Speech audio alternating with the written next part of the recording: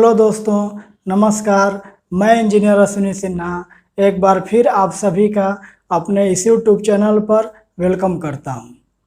उम्मीद है दोस्तों आप सभी अच्छे से होंगे और आपका स्टडी भी अच्छे से चल रहा होगा। दोस्तों, आप सभी को मालूम होगा कि हम लोग अभी डिजिटल सब मेथड, जिसको शॉर्ट में डीएस कहते हैं, यह टॉपिक पढ़ रहे हैं। और अब तक दोस्तों इस टॉपिक पर हमारा 5 सेशन हो चुका है और आज दोस्तों हमारा इस टॉपिक का आखिरी सेशन होगा।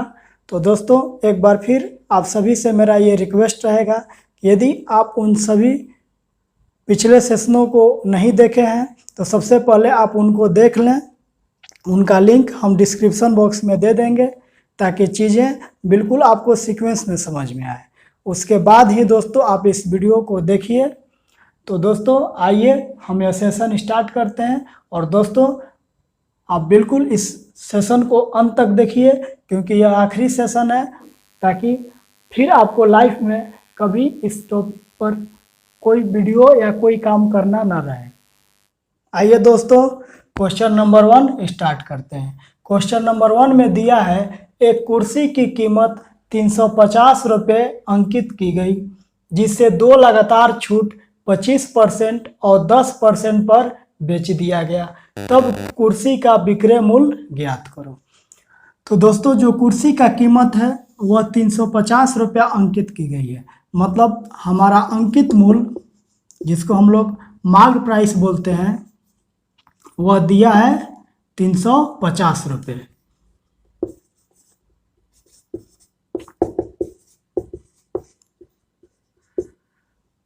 और दोस्तों आप यह जानते होंगे कि जो लाभ प्रतिशत या हानि प्रतिशत सीपी पर होता है और जो छूट दी जाती है वह अंकित मूल्य पर दी जाती है।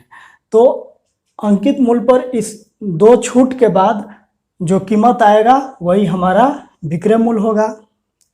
और आपको यह भी मालूम है कि दुनिया में दोस्तों हर चीज़ अपने आप में 100% होती है। आप भी अपने आप में 100% है, हम भी अपने आप में 100% है, यह बोर्ड भी अपने आप में 100% है, यह मार्कर भी 100% है। दुनिया में हर चीज़ जो भी आप देख रहे हैं अगर प्रतिशत में बोला जाए तो वह 100% होता है और इकाई में बोला जाए तो 1 यूनिट होता है। तो दोस्तों अब आप विक्रय मूल्य निकाल लें। तो पहला छूट जो दिया जा रहा है वो 25% का। तो 100% में 25% छूट दे दिया गया तो आपको कितना देना होगा? 75%। तो 350 का 75% मतलब 75/100।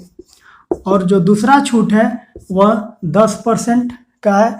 तो 10% आपको छोड़ दिया गया, मतलब 100 में 10% छोड़ दिया गया तो 90% लिया गया। और 90% का मतलब 90/100। अब दोस्तों यहाँ पर आप इसको ट्रेडिशनली ना करें, इसमें डीएस को अप्लाई कर लें। तो नीचे तो 1 आ रहा है हर का डीएस, तो चलिए अंश का निकालते हैं। तो ये 0 कैंसिल हो जाएगा। और आप दोस्तों आपको मैंने यहाँ प्रॉपर्टी सिखाया था कि किसी भी संख्या में आप 9 से गुना करेंगे तो उसका डीएस 9 ही होगा। तो मतलब दोस्तों इस क्वेश्चन का डीएस 9 आया। तो जिस भी ऑप्शन का डीएस 9 होगा या फिर 0 होगा, क्योंकि डीएस में हम 9 और 0 को एक ही मानते हैं, वही ऑप्शन आंसर होगा। तो आइए चेक करते हैं। तो देखिए ए को चेक किया जाए तो 5, 2 7 और 2 9, इसको कैंसिल कर लें क्योंकि डीएस में 9 और उसके मल्टीपल को हम कैंसिल कर देते हैं। पॉइंट का डीएस पे कोई प्रभाव नहीं पड़ता, 0 को काट लें तो इसका आया ऑप्शन ए का डीएस 3, ये नहीं होगा। चलिए बी चेक करते हैं। 5 और 4 मिलके 9 और 2 2 4, ये भी नहीं होगा। सी को चेक करते हैं। 5 2 7 2 9, तो इसका इसको कैंसिल कर लीजिए तो इसका डीएस हुआ 6, ये भी नहीं हुआ। अब नॉन ऑफ दीज नहीं है तो डी ही आंसर हो जाएगा। इसको चेक भी कर लेते हैं हम लोग। 5 2 7 और 2 9 और 3 और 6 मिलके 9, तो या 0 या 9, बात एक ही है। तो हमारा ऑप्शन हो गया डी आंसर। तो दोस्तों यह बहुत आसान सा क्वेश्चन था, हमको उम्मीद है कि आप अच्छे से समझे होंगे। आइए अब आगे चलते हैं। आइए दोस्तों क्वेश्चन नंबर 2 सॉल्व करते हैं। क्वेश्चन नंबर 2 में दिया है कोई विक्रेता कोई वस्तु अंकित मूल्य से 5% कटौती पर बेचता है। कटौती मतलब दोस्तों डिस्काउंट। यदि अंकित मूल्य क्रय मूल्य से 12% अधिक हो और वह वस्तु 532 रुपया में बेची गई हो तो उस वस्तु का क्रय मूल्य क्या होगा। और दोस्तों ये ऑप्शन है। तो दोस्तों यह क्वेश्चन प्रॉफिट लॉस का है और पहला क्वेश्चन भी प्रॉफिट एंड लॉस चैप्टर से ही था। तो आइए इसको सॉल्व करते हैं। दोस्तों देखिए, सबसे पहले है कि जो विक्रेता है वह अंकित मूल्य से 5% कटौती पर बेचता है, ठीक है। तो आपको मालूम है कि अंकित मूल्य पे, जिसको हम लोग मार्क्ड प्राइस बोलते हैं, 5% डिस्काउंट। तो मैंने अभी आपको बताया कि हर चीज़ अपने आप में 100% होगा। कॉस्ट प्राइस भी 100%, मार्केट प्राइस भी 100%, सेलिंग प्राइस भी 100%, हर चीज़ अपने आप में 100%।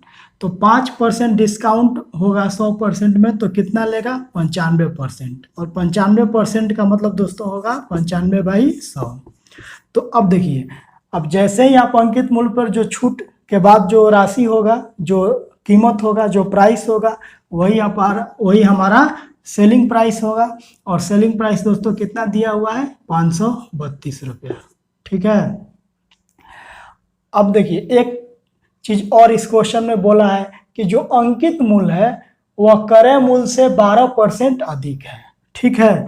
तो क्रय मूल्य से 12% अधिक है, तो क्रय मूल्य अपने आप में 100% होगा, तो 12% अधिक है अंकित मूल्य, मतलब क्रय मूल्य का कितना होगा 112%, ठीक है। 112% का मतलब 112/100, और यही होगा आपका अंकित मूल्य, मार्क्ड प्राइस। तो MP के जगह पे हम इसको लिख लेंगे, ठीक है दोस्तों।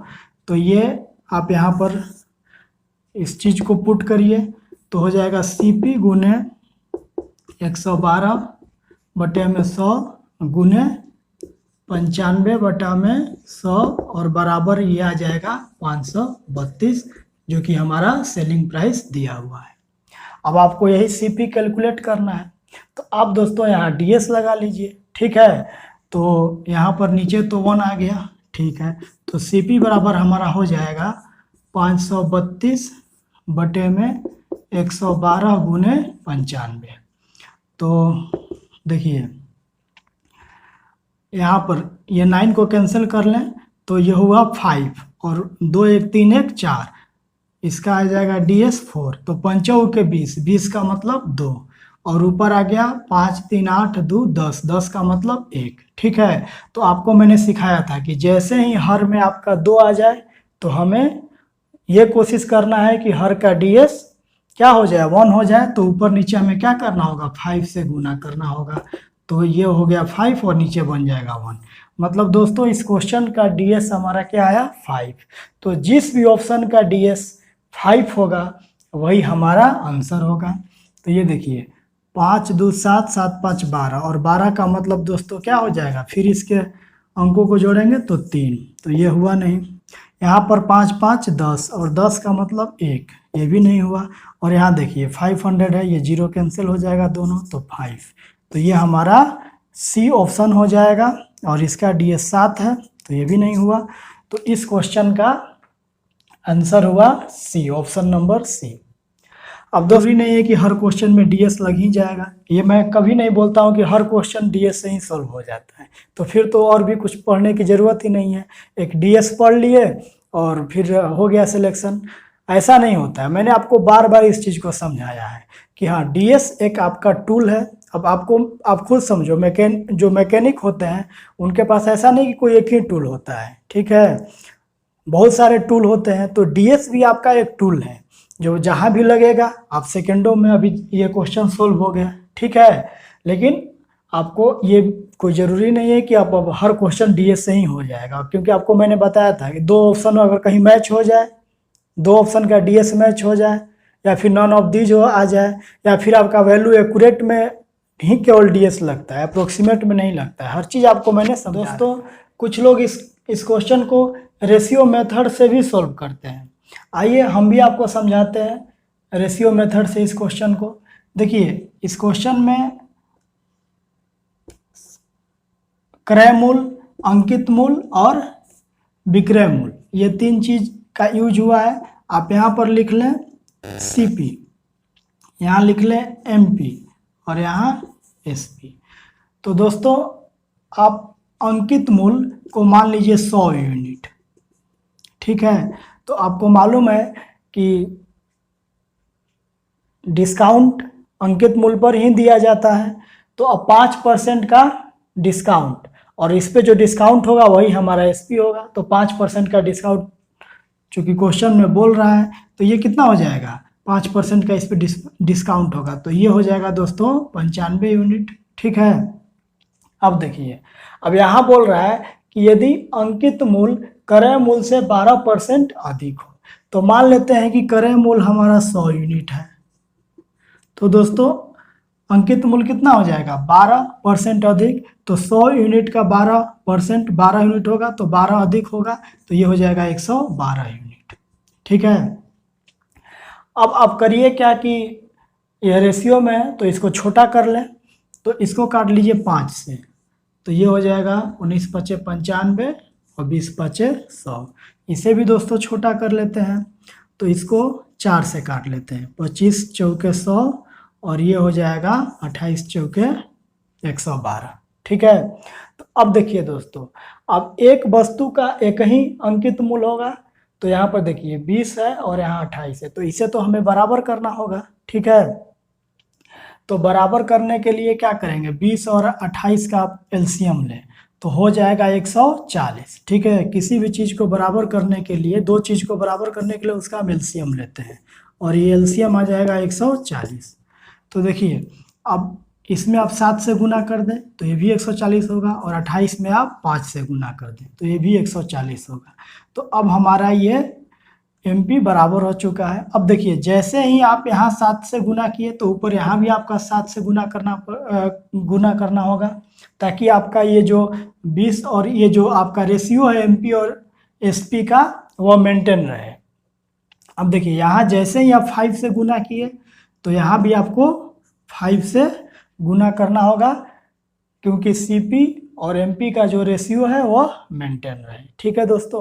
तो अब देखिए, हमारा SP हो गया 133 यूनिट, और क्वेश्चन में देखिए SP कितना दिया है, वस्तु को कितना बेचा गया है, 532 में, तो यही 133 यूनिट का वैल्यू 532 है, तो 1 यूनिट का वैल्यू कितना हो जाएगा, ये 4 मर्त में कट जाएगा, तो 1 यूनिट का वैल्यू आ जाएगा 4 रुपया, ठीक है। अब यहाँ देखिए, अब आपसे पूछा जा रहा है CP, तो CP आपका कितना है, 125 यूनिट, ठीक है। तो जो 1 यूनिट का वैल्यू 4 होगा, तो 125 यूनिट का वैल्यू कितना हो जाएगा, 125 गुने 4, तो ये हो जाएगा 500 रुपया। तो आपका क्रय मूल्य कितना आ गया, 500 रुपया, और ये ऑप्शन C इसका आंसर हुआ। तो दोस्तों हमको उम्मीद है कि आपको यह रेशियो मेथड से भी समझ में आया होगा। चलिए अब आगे चलते हैं। आइए दोस्तों, क्वेश्चन नंबर 3 सॉल्व करते हैं। क्वेश्चन नंबर 3 में दिया है, मासिक आय से A घरेलू खर्च पर 24%, मनोरंजन पर 16%, मेडिकल पर 28% खर्च करता है। शेष में से उसने 72% धनराशि दान की, और उसके पास इतना रुपया की राशि बची, तो उसकी मासिक आय क्या है। दोस्तों यह क्वेश्चन हमने परसेंटेज से लिया है। आइए इसको सॉल्व करते हैं। दोस्तों हम मान लेते हैं कि मासिक आय उसकी X है, लेकिन दोस्तों यदि परसेंटेज में हम बात करेंगे तो ये भी अपने आप में क्या होगा, 100% होगा। देखिए, उसने 24% घरेलू खर्च पे किया है, 16% मनोरंजन पे खर्च किया है, और 28% मेडिकल पे खर्च किया है। तो टोटल कितना हो गया, 24, 16, 40 और 28, 68% उसने खर्च कर दिया। तो 100 में से 68% खर्च कर दिया, तो कितना बचा, 32%, और 32% का मतलब दोस्तों हो गया 32/100, क्योंकि परसेंट का मतलब होता है 1/100। अब यहाँ से क्वेश्चन को पढ़िए। अब बोला है कि शेष में से उसने 72% की धनराशि दान की, डोनेट कर दिया। तो अब देखिए, इसमें से 72% को दान दे दिया तो बचा कितना 28%।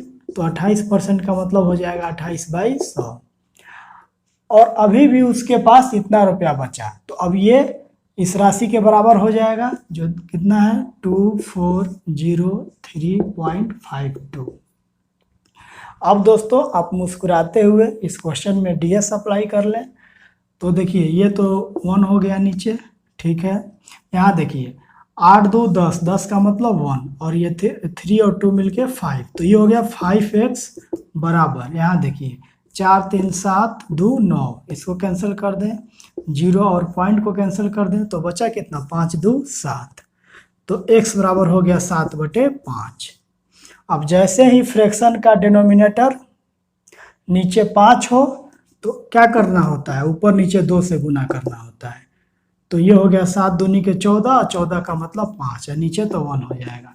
मतलब इस क्वेश्चन का डीएस आया दोस्तों 5। तो जिस भी ऑप्शन का डीएस 5 होगा वही हमारा आंसर बनेगा। आइए चेक कर लेते हैं। तो ये देखिए 7 और 2 मिलके 9, इसको कैंसिल कर लें, 5 और 4 मिलके 9, तो इसका आ गया डीएस 2, ये नहीं होगा। आइए इसको चेक करते हैं। देखिए 5 2 7 2 9, इसको कैंसिल कर लें, तो 8 6 14, और 14 का मतलब 5। लेकिन अभी आगे भी चेक करेंगे ताकि दो ऑप्शन का डीएस दोस्तों मैच ना हो, ठीक है। ये भी हमको ख्याल रखना होता है, क्योंकि जैसे ही दो ऑप्शन का डीएस मैच हो वहाँ पर आप ये मेथड नहीं लगा पाएंगे डिजिटल सम का।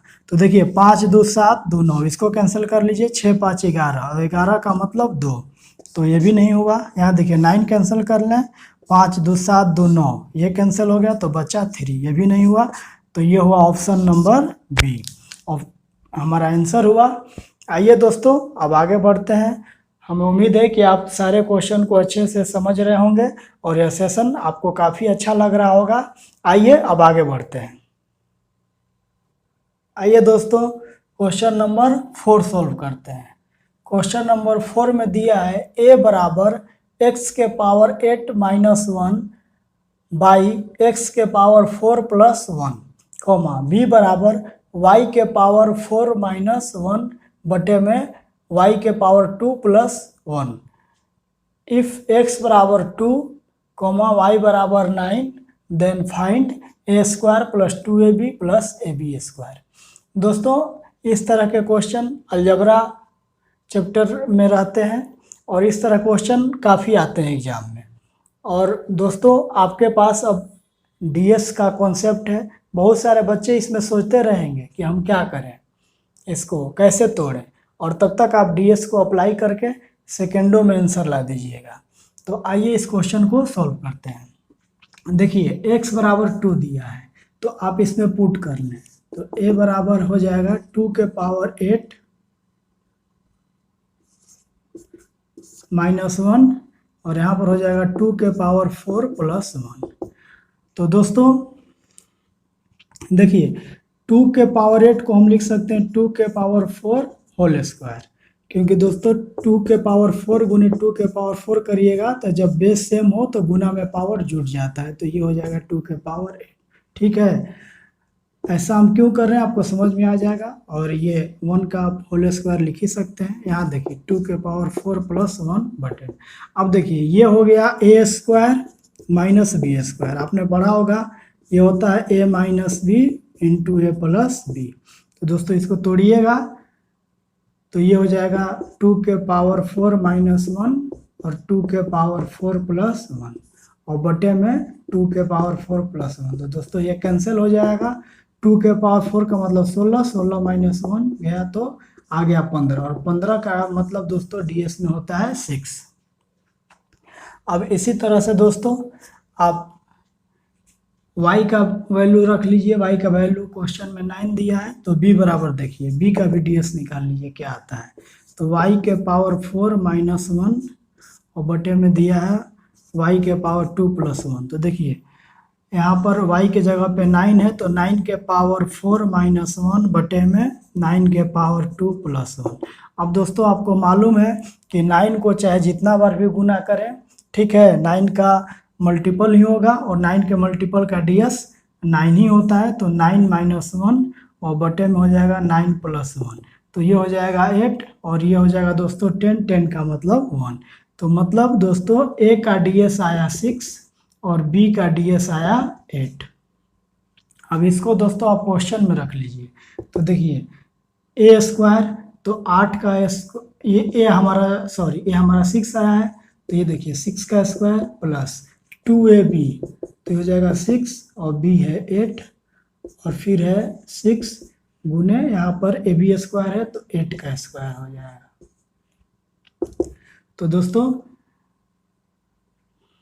आइए इसको हम यहाँ पर फ्रेश नीचे लिख देते हैं ताकि आपको अच्छे से दिखे, इसको मिटा देते हैं। ठीक है, ये हम लोग निकाल लिए हैं।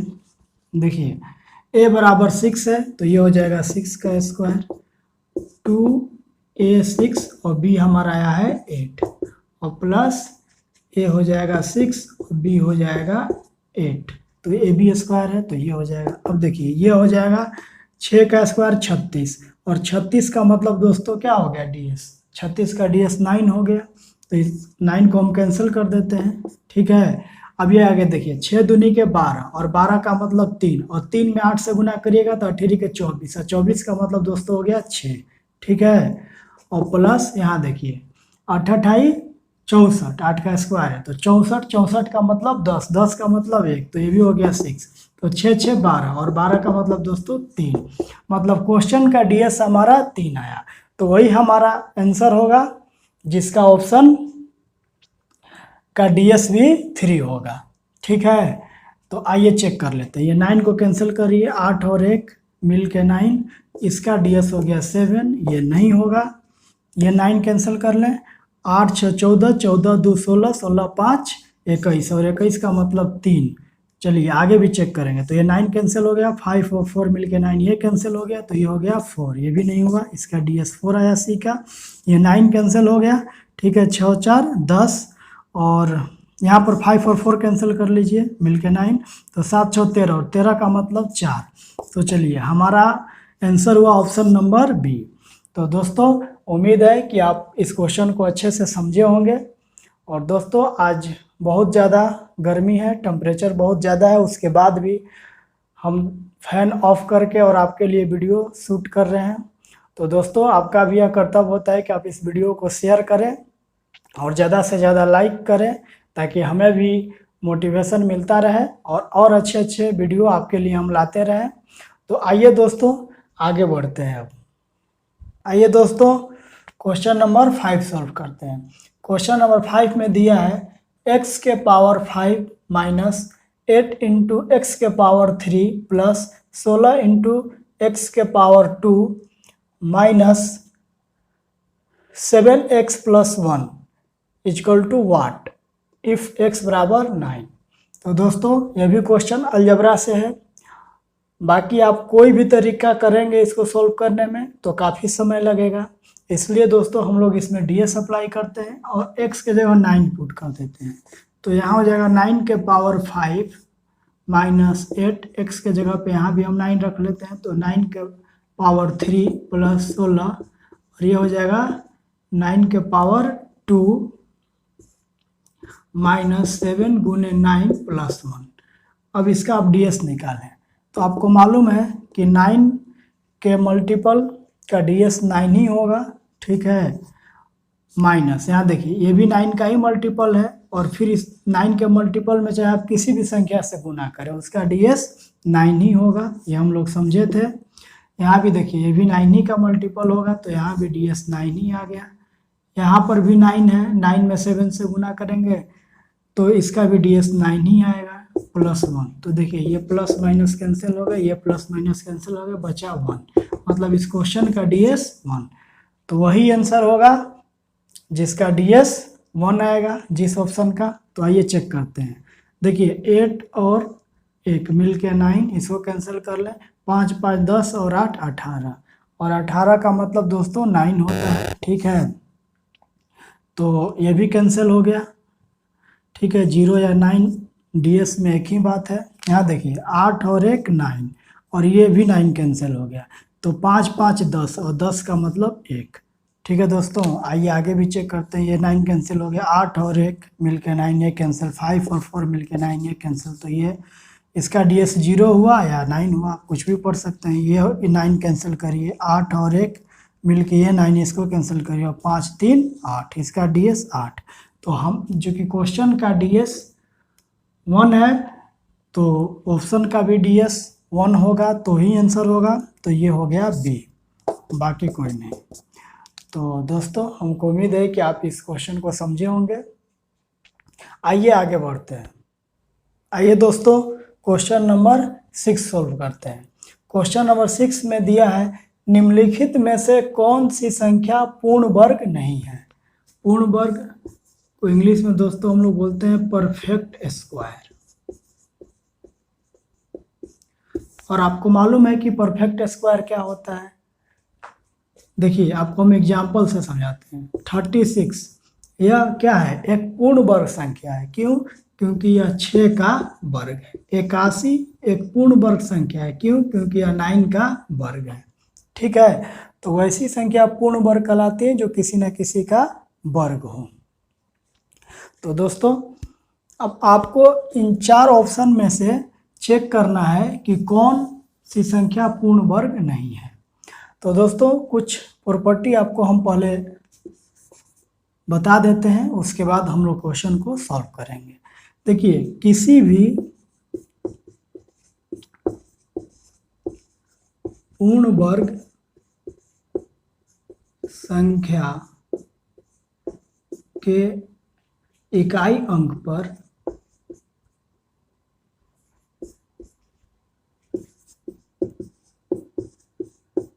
2, 3, 7, 8 नहीं आएगा।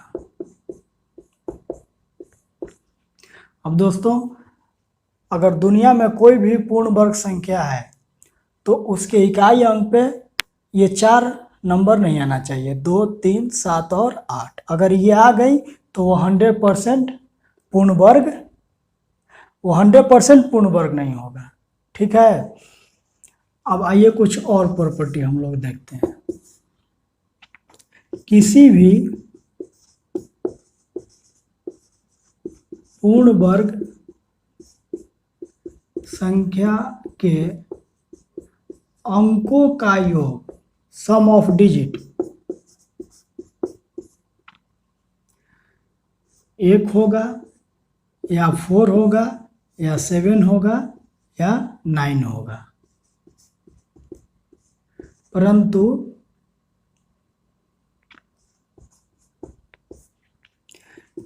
इसका उल्टा कथन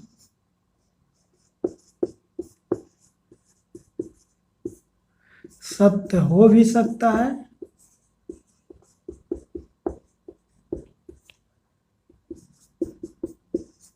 और नहीं भी। मतलब दोस्तों हमारे कहने का मतलब ये है कि दुनिया में अगर कोई भी संख्या पूर्ण वर्ग है तो यदि आप उसको अंकों को जोड़ेंगे तो या तो 1 आएगा या 4 आएगा या 7 आएगा या 9 आएगा। लेकिन कोई ज़रूरी नहीं है कि अगर किसी भी संख्या के अंकों का योग 1 या 4 या 7 या 9 हो जाए तो वो 100% पूर्ण वर्ग हो ही जाएगा। आपको हम एग्जाम्पल से समझाते हैं। जैसे 13 का अंकों का योग क्या है, 4 है। तो क्या 13 एक पूर्ण वर्ग संख्या है? नहीं है। 34 का अंकों का योग कितना है, 7 है। क्या 34 एक पूर्ण वर्ग संख्या है? नहीं है।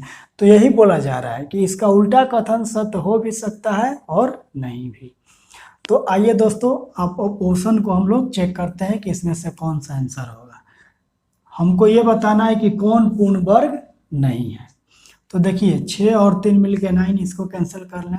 8 4 12, 12 7 19, और 19 का मतलब दोस्तों क्या होगा, 1 और 9 को जोड़ेंगे तो 10, और 10 का मतलब 1। ठीक है, तो 1 तो हो सकता है, ठीक है, लेकिन हमको बताना है कि पूर्ण वर्ग नहीं है। आइए आगे चेक करते हैं। 5 और 4 मिलके 9, और यहाँ देखिए 6 2 8 और 1 9, तो इसका आ गया, इसका भी 1 आया। तो ये हमारा आंसर नहीं हो सकता। ठीक है, 4 में से ही हमें चूज करना है। 6 और 3 मिल के 9, इसको कैंसिल कर लें। 7 7 14, 7 21, 21 6 27, और 27 का मतलब दोस्तों 9, तो ये भी आंसर नहीं होगा। अब इसको चेक करिए, 5 और 4 मिल के 9, कैंसिल कर लें। 7 3 10, 10 3 13, 13 2 15, और 15 का मतलब क्या आ गया दोस्तों 6।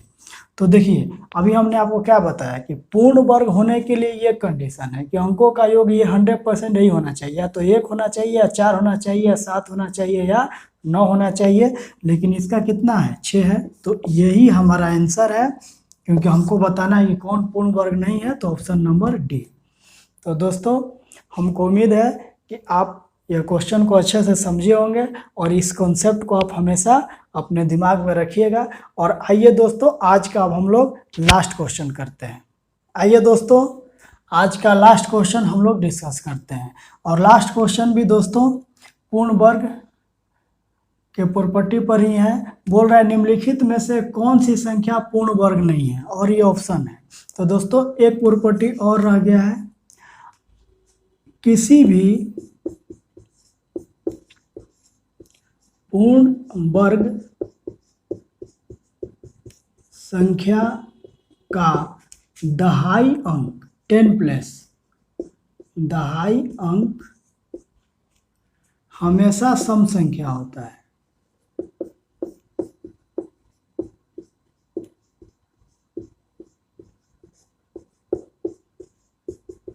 परंतु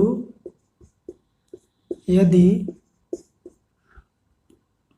पूर्ण वर्ग संख्या के इकाई के अंक पर यूनिट डिजिट इकाई के अंक पर 6 हो, तो फिर उसका दहाई अंक विषम मतलब ऑड होगा। दोस्तों ये भी बहुत इंपॉर्टेंट प्रॉपर्टी है कि कोई भी पूर्ण वर्ग संख्या है तो उसके दहाई का अंक हमेशा सम संख्या होता है, लेकिन यदि पूर्ण वर्ग के इकाई के अंक पर 6 हो तो फिर उसका दहाई का अंक विषम होगा। तो आइए चेक करते हैं। देखिए यह एक सम है, ये भी सम है, ये भी सम है, ठीक है। सॉरी, इसका दहाई के अंक 0, 0 भी एक समी संख्या होता है, ठीक है। यहाँ पर देखिए ऑप्शन ए में दहाई का अंक 4 है, ये भी सम है, यहाँ भी सम है, यहाँ भी 0 को सम ही माना जाता है। यहाँ देखिए यहाँ पर विषम है, तो जब दहाई के अंक पर विषम हो तो उसके इकाई के अंक पर क्या होना चाहिए 6 होना चाहिए, और यहाँ पर नहीं, इसलिए यह पूर्ण वर्ग नहीं होगा। तो दोस्तों हमको उम्मीद है कि आपको यह सेशन बहुत अच्छा लगा होगा, और इसमें जितने भी क्वेश्चन हम डिस्कस किए हैं आपको सारे क्वेश्चन अच्छे से समझ में आए। दोस्तों इसी क्वेश्चन के साथ अब हम लोग यह सेशन ख़त्म करते हैं, और दोस्तों यह टॉपिक भी अब हमारा पूरा हो गया, डिजिटल सम मेथड। और हमको यह पूरा उम्मीद है कि इस टॉपिक के यदि आप सारे सेशन देख लेंगे तो दोस्तों आपको लाइफ में कभी भी जिस क्वेश्चन में भी डिजिटल सम मेथड लगेगा वहाँ पर आप मुस्कुराते हुए लगा लेंगे और क्वेश्चन को सेकंडों में ख़त्म कर देंगे। तो दोस्तों सबसे पहले आपको मैंने इस टॉपिक का बेसिक कॉन्सेप्ट डिस्कस किया, और उसके बाद मैंने बहुत सारे क्वेश्चन आपको प्रैक्टिस कराया ताकि चीज़ें बिल्कुल आपके माइंड में सेट हो जाए। तो दोस्तों अब हम लोग बहुत जल्द नए सेशन में एक नए टॉपिक के साथ मिलेंगे। तब तक के लिए दोस्तों शुक्रिया, जय हिंद।